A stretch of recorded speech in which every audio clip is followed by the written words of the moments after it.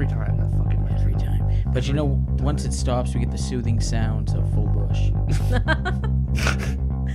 Doesn't it almost sound like a perfume? Oh, you know what I forgot to Full do? Bush by Elizabeth Taylor. Oh my god. It kind of does. You're not wrong. I mean, Full Bush, baby. I'm going with it. It's back in fashion. Running with that Full Bush. And welcome back to another episode of Stories from the Shed. My name is Adam, and again with me this week is a man that tells me that masturbation leads to sex. I hate your intro so much. It's a gateway tug, Jake. I hate you. I hate you. We're not friends anymore.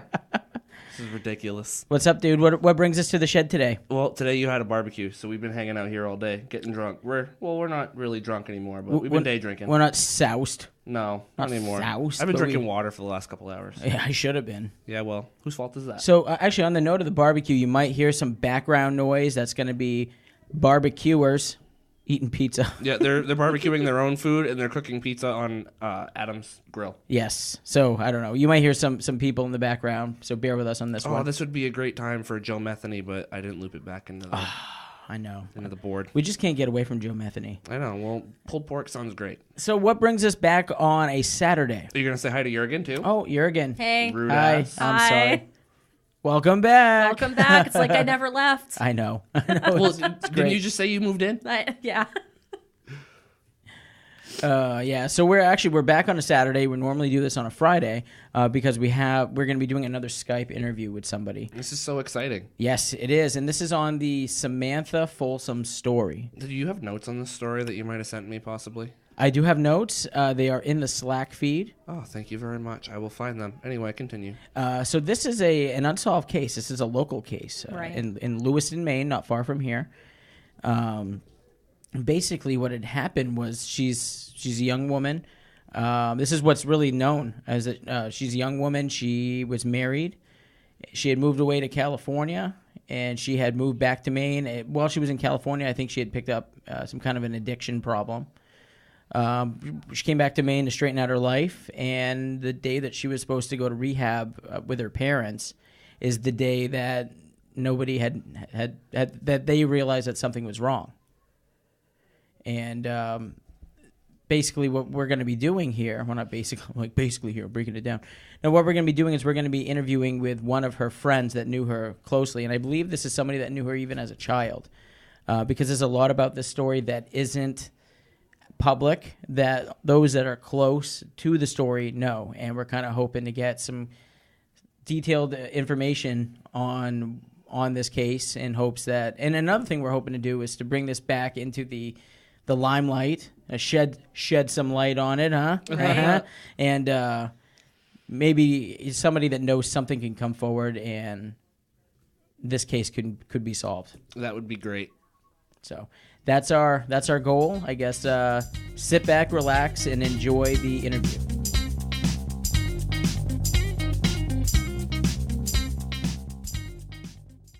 Excellent. Sam, thank you for taking time to join us tonight. No problem. Thank you for having me. So this is a story that it's kind of interesting. You know, I live in Sabattis, a town, you know, obviously neighboring Lewiston, and I hadn't heard of this one up until recently, a listener had emailed us on it. And I had watched the two, what was it, Crime Watch Daily clips on it, and I was like, how have I never heard of this? This is really a crazy hometown story. Yeah, it rocked a lot of people. Like, a lot of people were not prepared for that kind of thing happening. That's for sure. Right. Yeah. Before we get going, I know, I don't know if you've listened to any of our episodes yet, but we are... Oh, yeah, good. She's got her drink. There she is. I saw your beer, so I'm like, all right. Oh, you got to. Excellent. We've actually been barbecuing all day, so we've had a few of these. Perfect weather for it, but thanks for coming out. Today we're going to be doing the story of Samantha Folsom. Not to confuse anybody listening with our guest today, who's also named Sam, so that hopefully it doesn't get too confusing for anybody. But could you tell us about when you first met Samantha? It was in middle school. We went to Tripp Middle School in Turner. She was actually really cool because, like, back then, obviously, everybody in middle school is trying to find their way and, like, trying to figure out, like, who's good to hang out with and who's a bad influence and who's good influence, all that crap. And she was actually really cool because in school growing up, I got made fun of a lot, like, all the time about whatever. I don't know. I was really sensitive, too, and when people picked on me, I was like, bleh. And so, obviously, people got a rise out of it. So... Yeah. So, like, she was really cool, and I met her actually because she was, like, standing up for me. Like, we were in the lunchroom, and some couple people were being rude or whatever, and she was just like, hey, like, and she cussed him out. She's like, who the F are you? Like, what makes you think your shit don't stink? Like, this is 7th grade, you know? And, like, she was always like that. Like, a lot of people would describe her as, like, maybe abrasive or something because she was just so quiet and reserved, and she didn't really open up to people unless she wanted to. And the best way to get her to open up to you was just to make her laugh. She loved laughing and laughing about anything. So it's funny because, like, I was trying to get another girl, another friend of ours, Nicole, to come in on this because she knew Sam before I did. She knew Sam from the time they were, like, 6, 7, 8 years old. They did Pirates hockey cheering together, you know. But I unfortunately wasn't able to get a hold of her in time. I contacted her on her birthday, which is probably stupid. She was probably out having a great time. But yeah, Sam was really cool. She didn't really change much as we got older. She still was the same kind of person. She still stuck up for, like, the odd man out, and she was friends with, like, all the, you know, I guess underdogs, whatever you want to call them, like the not cool kids. You know, she liked being friends with everybody. And if she didn't like you, you knew it because she just had no filter whatsoever, and she really hated snobby people. She hated preps, like all that, you know. So she was very quick to just be like, excuse me, like, you're not super special snowflake, like, go away, you know. Right. She was just super real, and, like, she wasn't fake, and, you know, I miss her. Absolutely. When did she start getting into the hard drugs we'd heard about that she was into? Because we know she was trying to clean her life up. So we're curious, where did this all start? I can't remember the exact date, but I remember she called me the first time she ever did anything because, I don't know, she just shared everything with me. So, like, she called me one day, and I was actually living in Colorado at the time. I had just had my daughter. She was, like, a couple months old.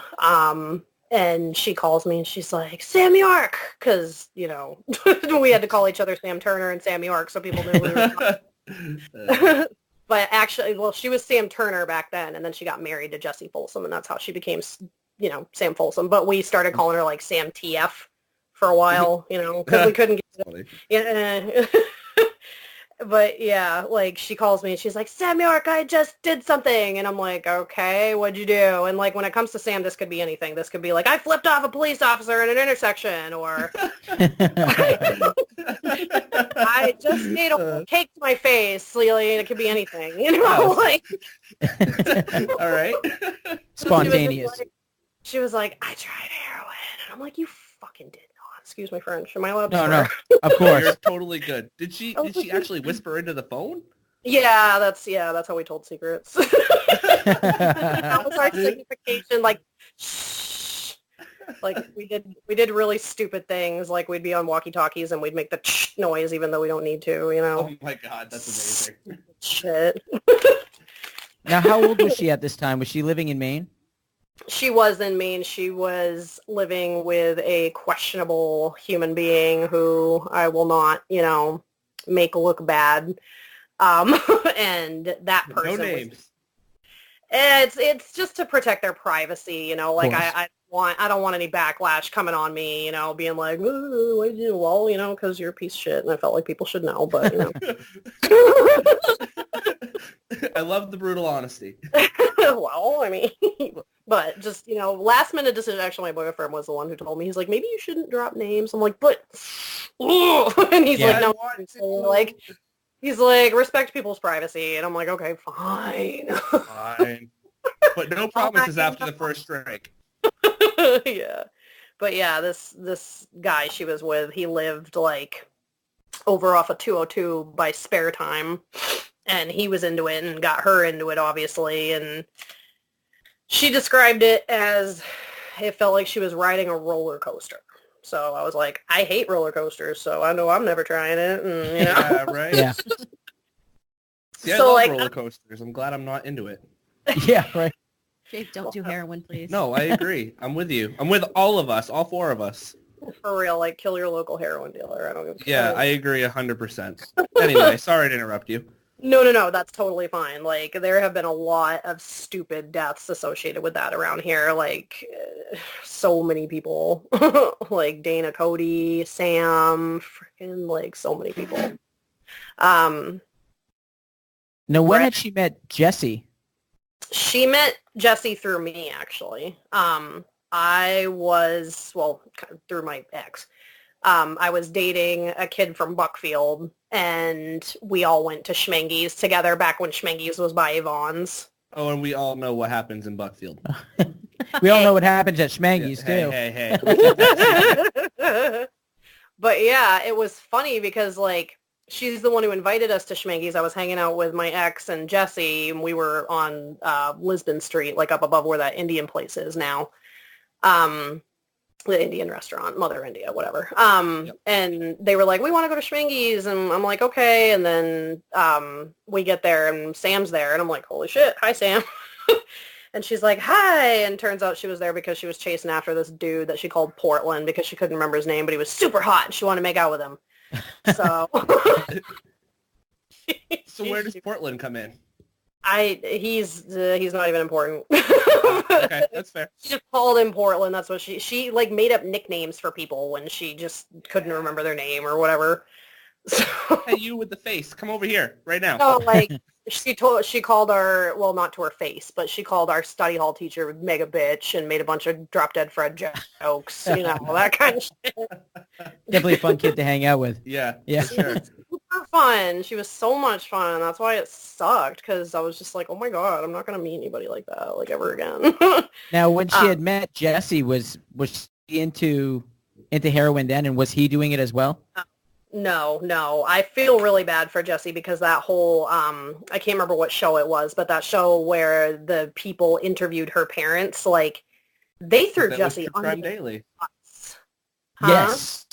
They I think threw it him was- under the bus, dude. It was so messed up. He even messaged me, and he's like, I can't believe they did that. Sam York, did you know that they did that? And I felt really bad. He's doing Wow. much now. He's doing much, much better. He's with another girl. They live together. They just got married. I think they have a kid together. They have another one on the way.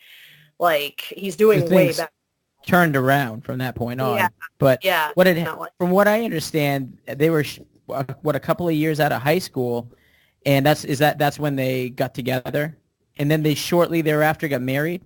Yeah, we were still, I want to say we were still seniors in high school, or we had like just freshly graduated when they met, because I can't even remember. It was so long ago. But anyway, we were all at Schmengi's, and that's where she met Jesse. And it was funny because, like, Jesse was just the nice little puppy dog, like, oh my gosh, he had such a huge crush on her, and he had such huge puppy dog eyes, and he was just all looking after her, and she was like totally all about Portland that night, but then Portland ditched her.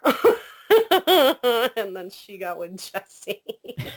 but they hit it off really good, and I remember her even telling me, she told me, like, I don't know, maybe 6 months after they got married, she's like, Sam York, sometimes, like, I think about it, and I felt so bad that Jesse was, like, my second choice, but, like, now he's my first choice, you know what I mean? I'm like, yeah, like, that makes sense, like, whatever. She had her own way of processing things. But, yeah, she didn't start doing that stuff until, I want to say, 2009, because it was the same year my daughter was born. So I'd say, like, fall of 2009, she started into it and battled with it for a few years. Now, it sounded like that really escalated when they moved to California. Yeah, I was actually out there for a little bit of that, too. Jesse joined the military, and he got shipped out to Fort Irwin, California, over by Barstow. Where is Barstow? I'm just curious. Do you know? Fucking desert, dude. It's okay, so no one wants to go there. Vegas, which is great because like at least you're 2 hours from Vegas. But think about that. Vegas is like the middle of the desert, so we were in the desert. Right. Fort Irwin is the military base where Marines and Army, people, they go to train in what they call the field, because they have like an encampment out like 2-3 miles off of the.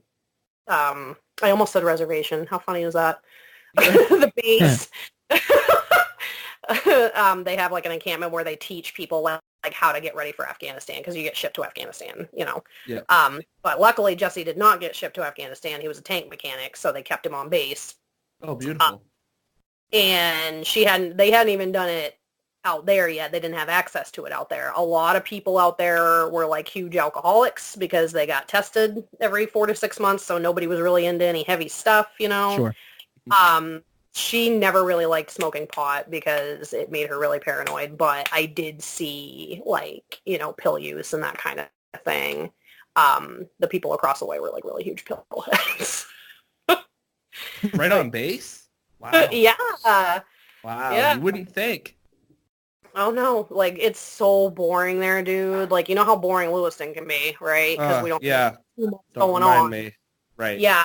Imagine Lewiston, like half of the crap you can do cut in half, and that's it. You already can't do anything. Yeah, you can't exactly. do anything. That's the worst. The most you can do is go to Thorncraig.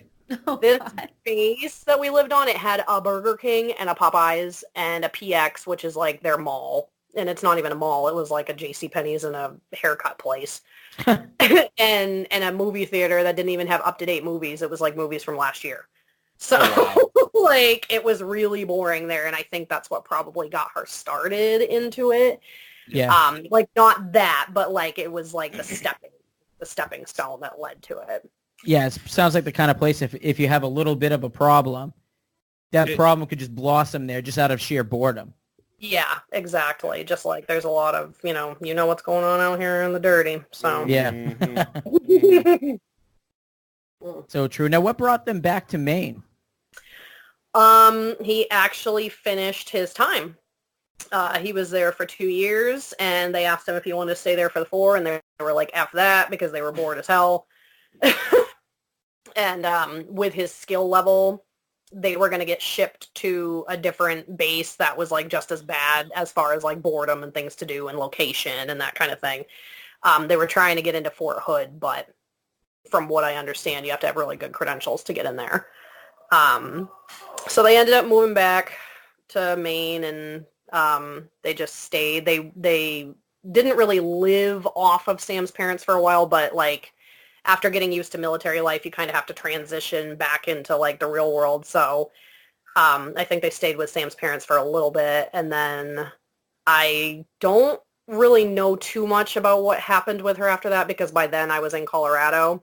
And like we talked to each other every so often, but we didn't, I didn't know everything that was going on with her. She just gave me like updates on what was going on in her life and stuff. We didn't really talk on the phone much,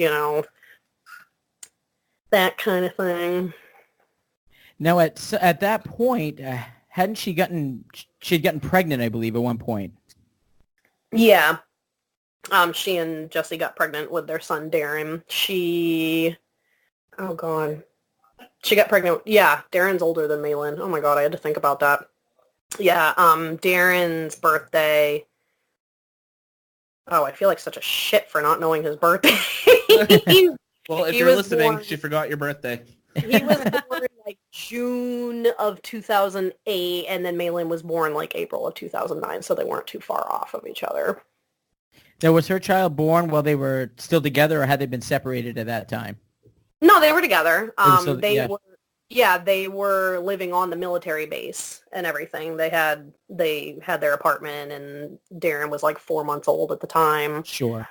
That whole like, oh my gosh, it was so long ago. I can't believe I don't have, like, it feels fuzzy now thinking about it. Like, but yeah, we had a lot of fun out there. It was a good time.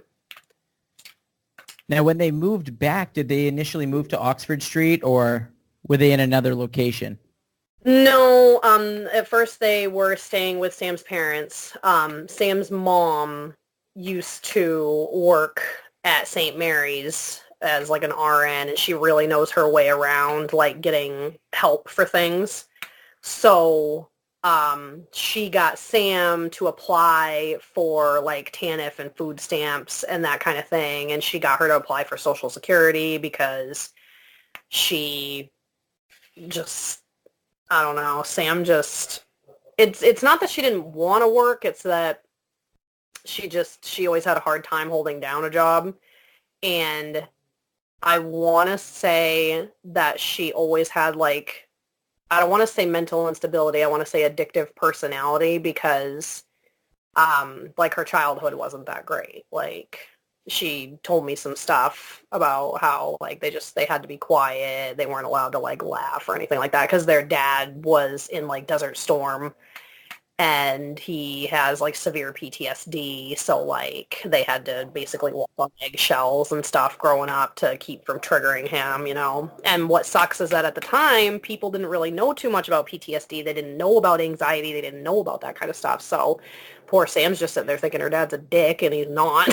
Like he's got some issues, you know.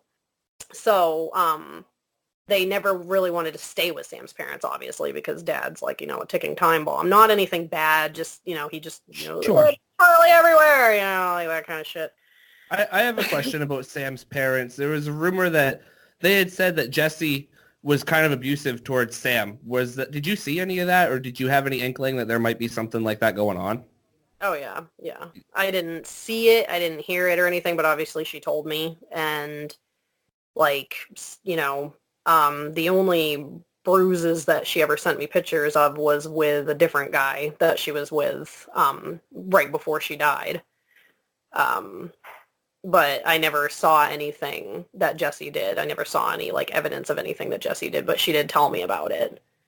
Okay. And I didn't really corner Jesse about it, but like I made a couple comments and I'm just like, you know, dude, that's fucked up. Like if I could, right? I'm like, if I could kick your ass, I would, but I know I can't. So, and he's just like, I'm sorry, Sam York, I know I get really angry. And I'm like, you need help, dude, you know? Like, yeah, right. This is probably a contributor in their splitting up. Now, after they split up, that's when she had gotten her own apartment, from what I understand. Yeah, her mom helped her get that apartment because from what I understand, the place St. Marie is like for low-income families and that kind of thing. So, her mom helped. This is a pretty busy apartment, from what I understand. It seems like there's a lot of people in and out. Looks like there's a lot of rooms. The whole building, it's very condensed. Like, I kind of liked the way that the layout was with the stairs and everything, but at the same time, it was really annoying because it felt like a labyrinth. Because like we had to go up these stairs and we had to go over here and then we had to go down this lane and then we had to go in this hallway and walk up these stairs right here to the third floor and then we had to go out here and it was just ridiculous. Oh, that sounds like a pain. Where the hallways must have been like super tight too, right? Yeah, and I mean it's cute, it looks charming, but like trying to lug groceries up that bitch, like come on. I can imagine. Yeah, no thanks. Come on. Put it in an elevator, damn it. Now, how many apartments were in there? God, if I had to guess, Jesus Christ, there was like, 4 floors. And if I had to guess, there was at least 4 apartments on each half. So 8, like, I'd say like, I don't know, 16 apartments, 20 apartments. Wow, that's a lot of apartments. Because I don't know how big they were. I don't know if they had like 1 bedrooms and then 2 bedrooms and then 3 bedrooms. She had a 2-bedroom, but I don't know if the layout was the same all the way through. Right. Yeah, because that's kind of what I'm getting at, is that an apartment with all this... With all these people, like, just in and out. See anything? And nobody cares about Place St. Marie because it's considered like slummy anyway. So, well, and I mean, and no offense to anyone that lives there, but drive by it. That's all I'm going to say. And there's been other incidences that have happened there as well. Yeah, can't be the first thing that's happened. No, it can't be. Yeah, we actually had a candlelight vigil for her. Like I flew home really quick when I found out she passed away, and we organized like an impromptu candlelight vigil in that little courtyard area where the sign is, and like 2 cops like rolled up, and we're just like watching us, like, what are you guys doing? Yeah. Wow. Calm down. Do you see the freaking candle? Yeah, right. You see what we're doing? Jesse's mother was even like holding a picture of Darren and stuff, and like these cops are like, "Nah, what are you doing? Like, chill out, dude. Calm down." Yeah, exactly. So when was she supposed to go to rehab? She was in rehab like several times, Oh. like in and out. Well, I'd say maybe a total of 3 times. There was the first time, and she didn't do very well. There was the second time. Obviously, she didn't do very well, and then she was supposed to be going back for a third go-around, and I guess this time she was really super serious because at this point she had lost custody of Darren. So she was like, okay, like, I gotta get my shit in gear. I gotta, like, you know, walk the straight and narrow, all that. And the night that she was killed, I was working at a hotel out in Denver, and her mom called me at like 9 o'clock my time, which was like 11 o'clock our time here. And she's like, you know, Sam York, have you heard from Sammy? And like, she was supposed to come over for dinner tonight. She said she was finishing watching her show. Like, she was watching Jersey Shore. She was a huge Jersey Shore fan. I hated it. I'm with you. Oh, what an awful show. She loved that show, and I remember even getting mad at her. I'm like, do we have to watch this? She's like, you can fucking leave. And I'm like, okay, or I guess we're watching it. She's like, there's a TV at your house too, bitch. Like, yeah. She didn't even... Go watch some shit at your house. Right. So I watched it. I'm not going to lie. Why? What is so appealing about that show? I don't know. It's just so trashy and great. She just, yeah. I think it made her feel better. Because it definitely makes me feel better about myself. Oh, I agree. Have you ever watched Maury Povich? Yeah. I love Maury. Oh, she loved Maury, too. Oh, my God. Oh, it's a great show. What was the other one that was on TV for the longest time? Steve Montel? Montel. Nah, she didn't really like Montel. She liked Ricky Lake. Okay. I never watched that one. Old school. I did. You did? Yes. Wasn't there another show? One more show. And the beehive hair, and they were like, child. And, you know, all that shit. Sally, Jesse, Raphael. Oh my God, with the red friggin' glasses. Anyway, sidetrack. Sorry, yeah, that's okay. That's okay. Where were we? I think we're talking about the day that she disappeared. Oh, right. Her mother was expecting. Her parents had called you at the hotel you were working at in Denver. Yeah, and she was just like, I haven't heard from her, da-da-da-da-da, because, like, with her behavior in the past, she was known to just peace out, you know, and just go on for a few days because she would be doing, I don't even know. She wouldn't even tell me. All I know is that they took a lot of trips down to Massachusetts because I think that's where they were getting it from. That's probably exactly what was happening. Yeah, so, like, she'd be gone for, like, days at a time, and, you know, anyway, so her mom was afraid she had done that again, and she was worried because she was like, she promised she was going to get better, and she promised she was going to go to rehab, da-da-da-da-da, and she just up and, like, didn't even show up for dinner. And her mom was like, you know, she had to have shown up. I'm making her favorite meal. Like, there's no way that she wouldn't show up for this. Like, I even had a crap ton of leftovers for her, da-da-da-da. And she was like, can you try calling her for me? Because she's not answering me. You know, she'll answer you. And I was like, okay. And I tried calling her, and I left a message, and, like, she wasn't answering. And I tried texting her, and she wasn't answering. And I got back to Jolene, and I was like, well, I can't get a hold of her. I'm really sorry. I don't really know what to do. Right. You know, she was like, okay, well, I guess I'll keep you posted. And still hadn't heard anything the next day. Because if I remember correctly, she was found on November 9th. Mm-hmm.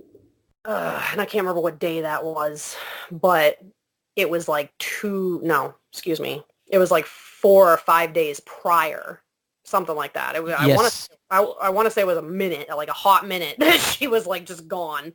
Yeah, and no one would let her dad into the apartment either, which I thought was kind of weird.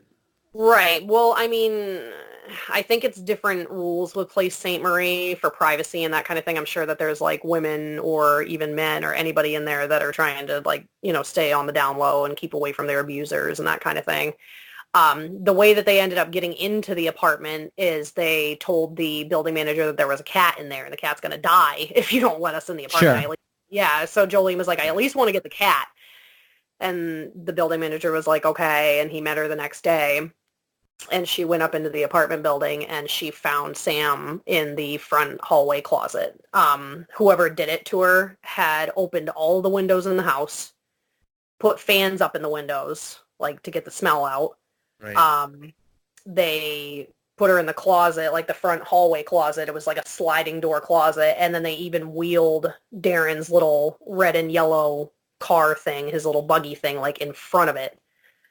And Jolene said that she opened the door and Sam was curled up in a fetal position with her face facing away, like towards the wall. And she wasn't wearing anything from the waist down. And she, you know, she was glad that she found her, obviously, but she wasn't happy about how.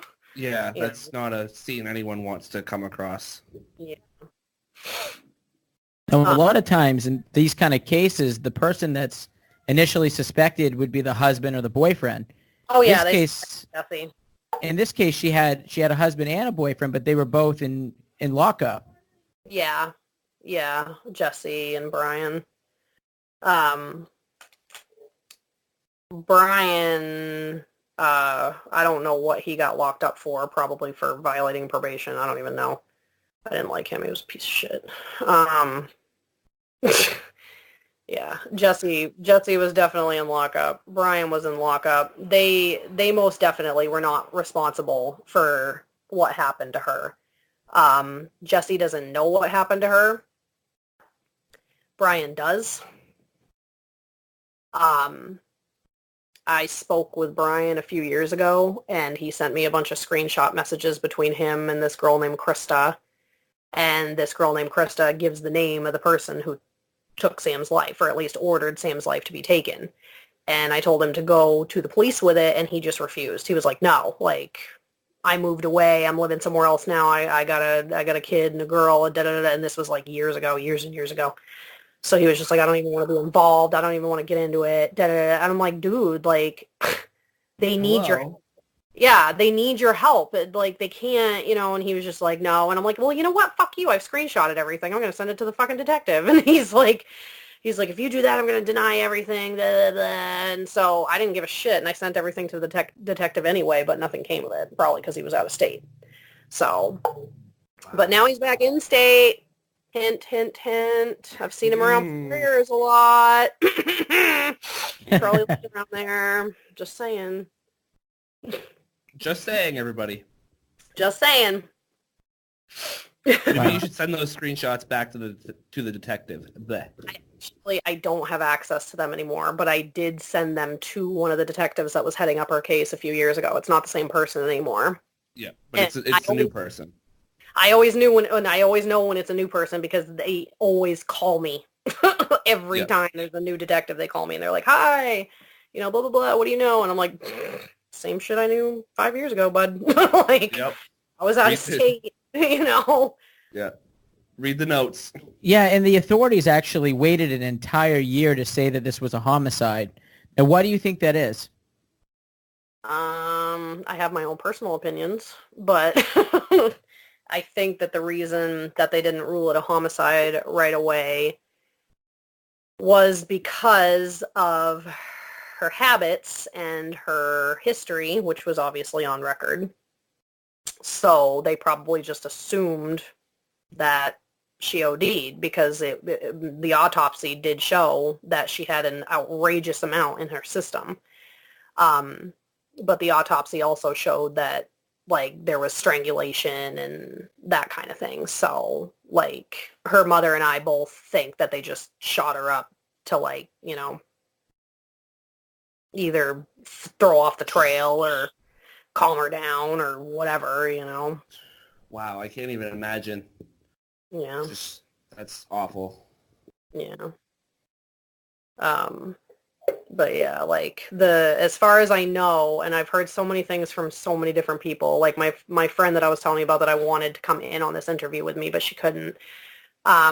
She called me one day, like, I don't know, God, my daughter was like 3. And she was like, I talked to this person and blah, blah, blah. And I can't remember if she said he was like, I don't want to say DEA. I feel like that's like just grabbing for anything. But she said he was some kind of something, like a detective or something. And they were all at dinner together. And like he brought Sam up and Nicole was like, oh my God, what's going on with it? And he had told her Well, we know who did it. We know that one guy is in New York, and we can't find him because he's in New York. Good luck. Sure. Good luck. And the other guy apparently is already incarcerated, but he's serving his time in Massachusetts or wherever. I want to say Massachusetts because like that's where they were getting their shit. And he has to like finish his sentence before they can extradite him to serve for Sam. So couldn't they charge him though? At least when he's in prison over there. I don't really know how it works. All I know is that like the police and like the forensics team, they took like everything from her apartment. They took her bed sheets, her mattress, well not her mattress, but like her pillows, her blankets, her rugs, her couch cushions, like they tore that place up.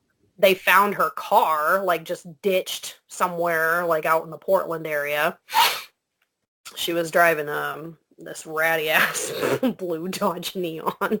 Yeah. Hey, you know what? I didn't license her car at that point, so I ain't like. We all had the one ratty car. I still That's have true. a ratty car. I just refuse to grow up from the ratty car. That's all. Well, like when it comes to around here, as long as you have a car, because like it's not like you can walk anywhere. Right. You know. That's true, especially in the winter. Good luck. You know? What I wonder is why would anybody want to cause her harm? Like, do you know anything? Right. Did anything in like the text messages that were screenshotted like indicate maybe why? She owed money to the dealers and she couldn't pay. Hmm. Yeah, and like dealers don't give a shit. Like you owe them money, you owe them money. One of the ways that she was resorting to paying for this stuff towards the end before she decided to get cleaned up because something happened and her kid got taken away from her was, you know, using herself. Because that's a very common thing with women who have addictions. You know, it's extremely common. So That's what happened with Megan Gregory too. Yeah, we Up in recently Waterville. covered that story That's so sad. a couple of weeks ago. Seems like it goes down that path all too often. right. So it basically got to the point where like she might have begged and pleaded. I don't even know. She might have told him like, I'll do whatever you want, but it doesn't matter. When you owe that much money, you owe that much money. And at that point, she had probably been getting some for herself and Brian. There was a short period in time where she and Jesse were doing it because it was a period in time where they had gotten back together and were trying to make it work for Darren, but then she ended up tangling him into it, and then he got addicted, and then she was trying to get out, but he was addicted. And like when you live in a house with somebody else, like if you're trying to quit drinking, it's hard when your husband or wife still drinks every night. You know what I mean? Like, Sure. yeah. It's pretty impossible. When I was like trying to quit smoking, I couldn't do it with anybody in the house or anywhere around me. So I can't even imagine trying to like quit heroin. Yeah, one of the hardest things to quit, I'm sure. Yeah. What's really funny is like that day that she called me and told me for the first time, like, oh, I tried it and I'm like, what the fuck is wrong with you? Like, what is your problem? Why? And she was like, I'm just trying it. Like, Yeah, I that's just what they all tried say it. though. I know. And what's funny is after I got off the phone, my ex at the time, my daughter's father, he was like, you know what? She's either going to end up in jail or dead. One or the other. Like, that's just the way it is with that shit. And I was just like, don't say that. And Yeah, well. he even was like, dude, we got to get her out here. Like, he told me, he was like, call her, tell her to come live out here with us. Like, he was even willing, because he had met her before we moved to Colorado together. Yeah. And he was like, you know, get her out here, you know, have her come stay with us, tell her that we will completely fucking take care of her while she cleans up. And, you know, there's places that she can work, like she'll be okay. It'll be all right. Like the welfare system's way better out here because she was on lithium. And like that kind of thing. So she needed medications and she needed things because she had, you know, her own mental instabilities that she was dealing with and stuff. And so when I proposed that to her and I was like, come live with us, this and that, and her final decision was that she just couldn't, because she couldn't take Darren away from her grandparents, or from his grandparents, from her parents. And she was like, I don't want to leave my family. They'd be heartbroken if I left. And I'm like, well, just tell them why you're leaving. And she's like, mm-mm. Like, she didn't want to tell them, you know. So, I mean, like, we tried helping her, but she stayed, not because of the addiction, but because, like, she was very, very, very, very close with her mom. Like, they were inseparable. So her mom took this extremely badly. She's still not okay. You know, like, I feel really bad saying this, but I haven't talked to them in so long because it's gotten to the point where her mom is just, I don't know what to tell her anymore. You know, like, Right. I don't even know what to say, and I don't even want to bring up anything that she wants to talk about because it's incriminating, but like, I mean, obviously she wants the people responsible dead, you know? So, Right. so, like, yeah, she just, you can tell that this took a really huge toll on her, and from what I understand, like, she's still living with Sam's father out off of 202 in Green, and they're going to not classes, but like support groups together and that kind of thing. And they're really trying hard to work through it and just take it day by day. But I can't imagine what they're going through. I can't, like, I don't know. No. If I lost my kid, like, I wouldn't want to be alive, you know, like. Yeah, I can't even imagine. It's, in fact, from what I read, shortly after, within a couple of years, they'd even separated. They even filed for a divorce. Yeah, but they're still living together. But now, from what yeah, it sounds like they're finally starting to get. Yeah, Jolene explained that. Because all throughout high school, Sam was telling me, like, oh, as soon as I graduate, Mom said we're leaving, because, like, oh my God, that sounds super familiar. Okay.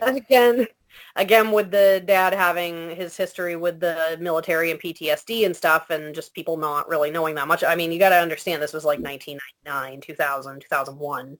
Yeah. You know, so they were just, like, breaking the ice with the research on that kind of stuff.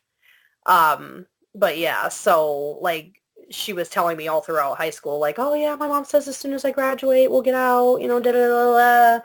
And then she graduated, they didn't get out because Sam was in college at that point, and Jolene was just trying her ass off to keep Sam in college and keep Sam doing her assignments and shit, not because of any kind of addictions with anything, but just because, like, we weren't good students. So,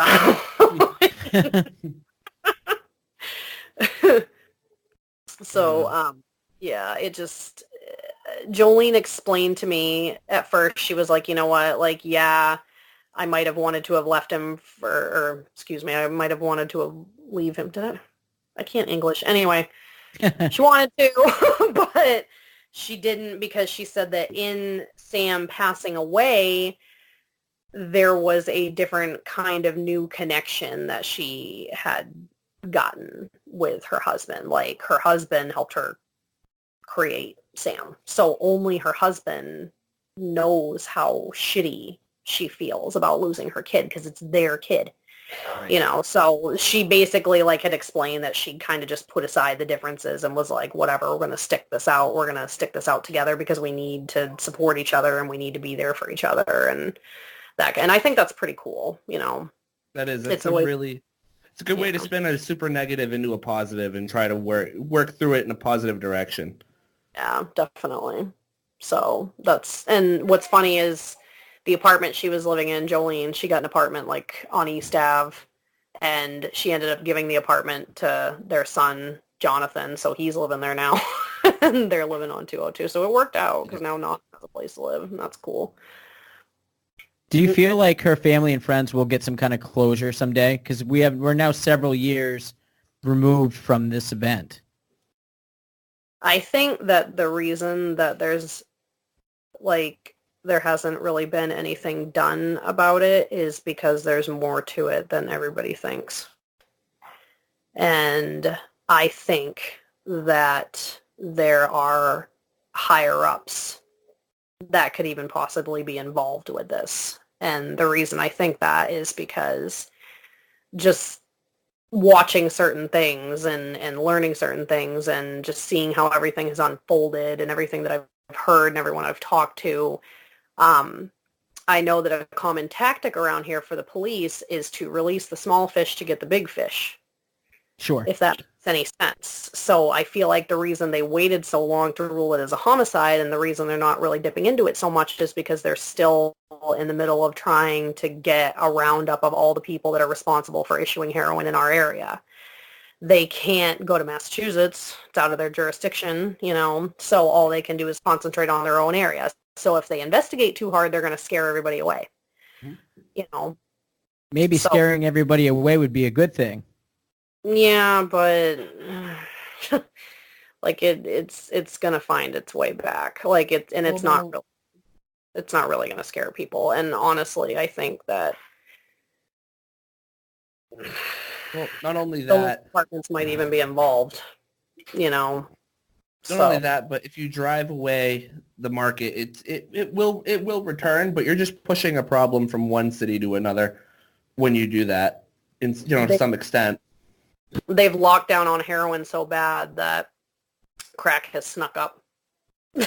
Sure, that makes sense. You focus on one thing, the other ones will flourish. Yeah. Yeah, so that's what stinks about it. I feel bad for our local police, but at the same time, like, they're doing the best they can, Unfortunately, though, because we don't get the resolution to these stories, oftentimes in a timely manner, you're almost left feeling like, these victims like Sam are marginalized people that the authorities are just kind of, they want to get the case off their plate. They really are. Yeah. Right. They don't want to talk about it. They don't want it in the newspaper. Let's just kind of depress or suppress this story as much as we can. Like anyone with an addiction or if you're doing sex work or something like that, it's like they just want it to go away. At least that's what it seems like. And like, it's not that I think that they don't care. I was told flat out that half of the reason why her case has gone stagnant is because they can't afford to keep investigating it. From what I understand and from what I was told a few years ago, they needed like upwards of $40,000 to like keep it going. I heard this from a detective. Wow. Yeah, so it costs a lot of money. And so where that comes in with the whole like sex workers and drug addicts and stuff, maybe the reason they're not pursuing it so much is because if you think about it, there's so many drug addicts, there's so many sex workers. They don't have $40,000 for each one of these cases that they can just throw around, you know what I mean? And that's true. And maybe this might sound a little bit cold, but it's almost, there's a point where it's almost like these people kind of, I don't know. No, Jake. No? No. Okay. Well, I don't know. Anyway. I don't know, man. I'll just keep my mouth shut. I'll just keep my mouth shut. I'm a shitty person. I still love you, though. That's okay. It's not your fault that you're shitty, Jake. I remind him every episode.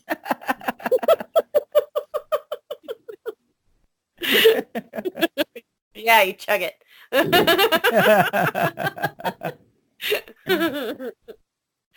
So how has this story affected you? How is this, it was like you said earlier, it was like it just, poof, she vanished, she was gone. Yeah. It's definitely been an eye-opener. It has definitely taught me a lot of things. When you lose somebody close to you like that, like I'm sure all of you have, I'm sure you guys have all lost like some kind of relative or a friend or someone, that was really close to you, and just the fact that they're not there anymore and the fact that you can't just call them and be like, hey, what's up? Did you see that stupid idiot on the TV the other night? That was funny, I remember for a while after she passed away, I was calling her voicemail, like, just to hear her voice, and that really fucking sucked. And then one day I called her voicemail and it was off, and I was like, ooh! I fucking flipped out. It was funny. My poor ex.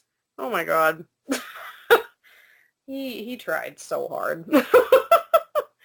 Like, because obviously the whole ordeal was very emotional, and so like the day I found out she died, I was like crying on the couch all day, and he comes over and he's like, Can I hug you? Right? Like, do you want to hug? Like, and I feel bad because, like, he's the logical type, too, because he was very much also to be the type to be like, I told you that she was gonna die.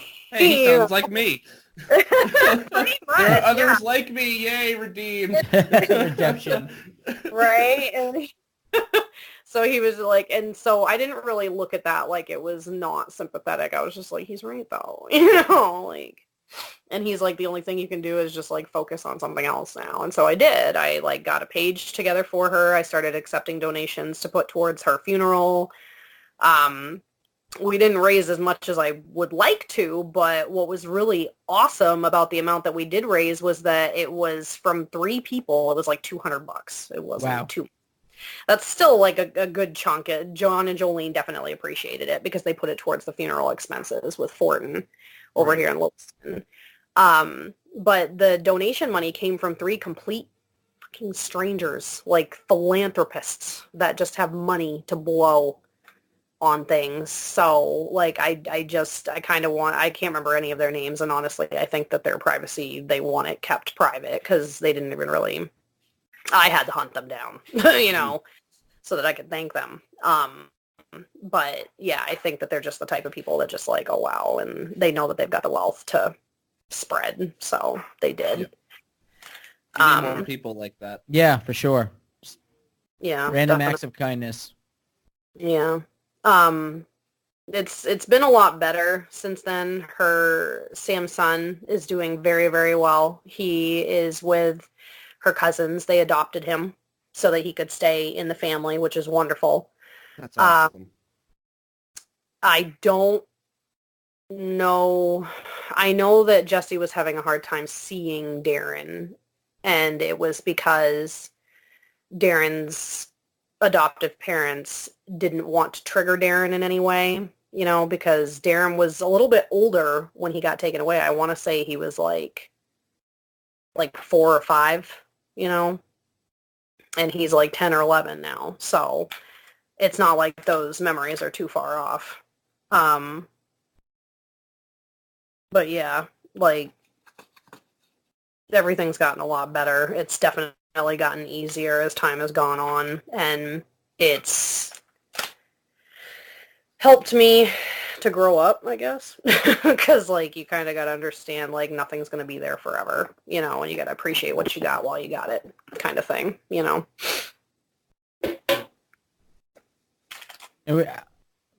from all of this, is there maybe a final message that you'd like to convey? Because there's a lot of people in the community that that tune into our show.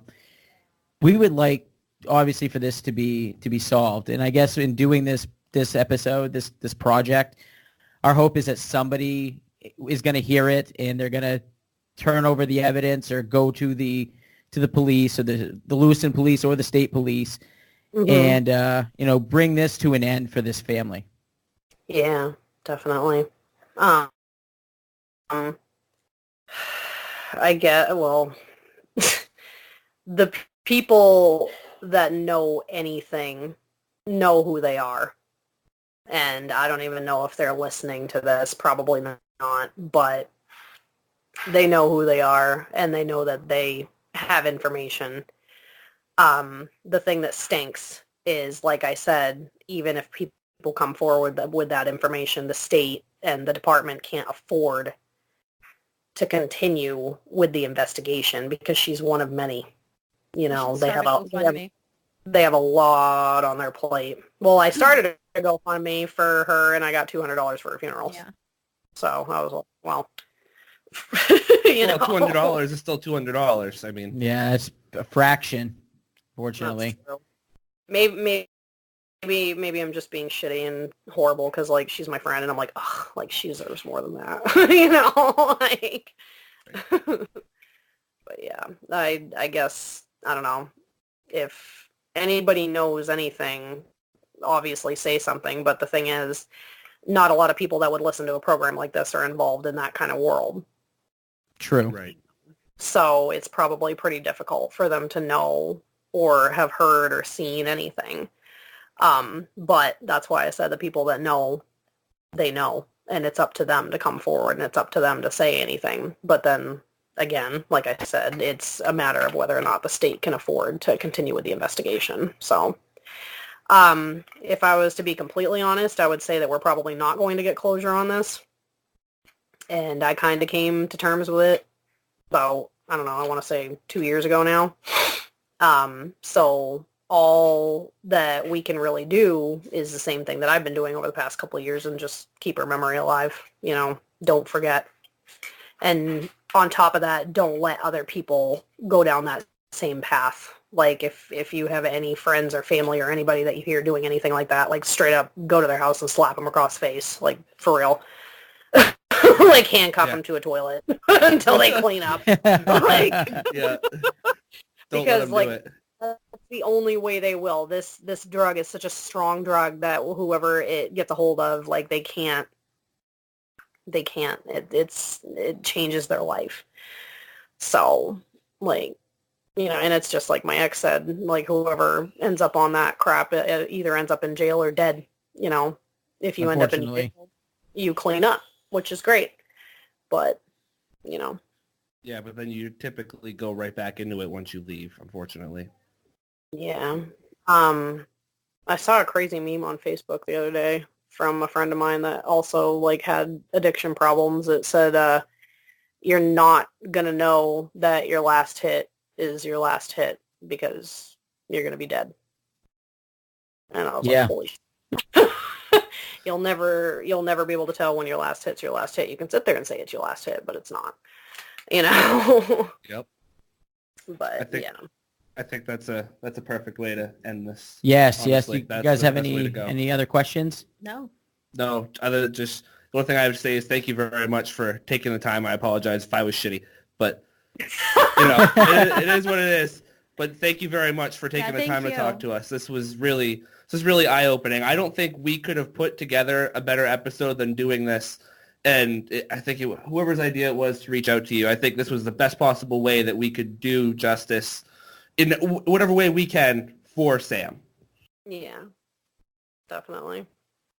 Yes. Punch your local heroin dealer. Just punch them right across the face. They're Nazis. Punch them. Sweet spots right there. They're hard enough. They're done.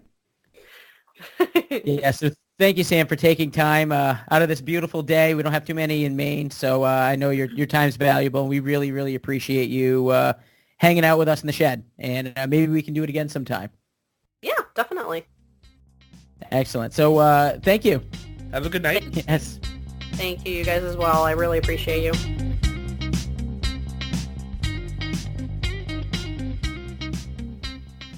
Wow, that was super interesting.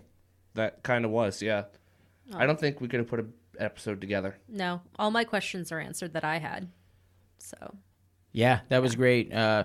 You can tell that this really is something that still bothers Sam York. Oh, for sure. And this is something that's probably going to weigh on her forever. And this is something that still upsets a lot of people in the community, and her family and friends. And wow, this was a very, very fun, very interesting episode to put together, Jake. Yeah, that just, I have nothing to say. I've got nothing to really add. I guess we could. I think she pretty much dropped everything that we could have come up with.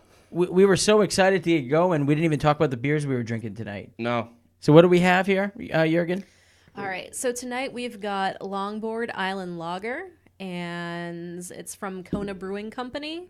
And where is this from? Is this local or no? I think that's Hawaiian. It looks like it would be. Can we just be fair and say that we didn't start drinking? Can we just be fair and say that we didn't start drinking until Sam messaged us on Skype and said, "Hey, can you give me 10 minutes? I'm going to go grab a beer," because it's kind of in the spirit of the show. Yeah, we should have grabbed what she was drinking. Yeah, I don't know what she was drinking. It looked like a Mike's Hard in a tall can. So in a pinch, we ran out and grabbed the beer. So you do have a good point. We couldn't have given a review because we didn't have the beers yet. Right. But I will say I'm giving these babies a good 4. I'm giving them a 3. I'll go 3.5. All right. So good but not great rating. I'll drink them again. Not bad. I guess our social media would be next. You can find us on Facebook at Stories from the Shed. Instagram, Stories from the Shed Podcast. YouTube, Stories from the Shed Podcast.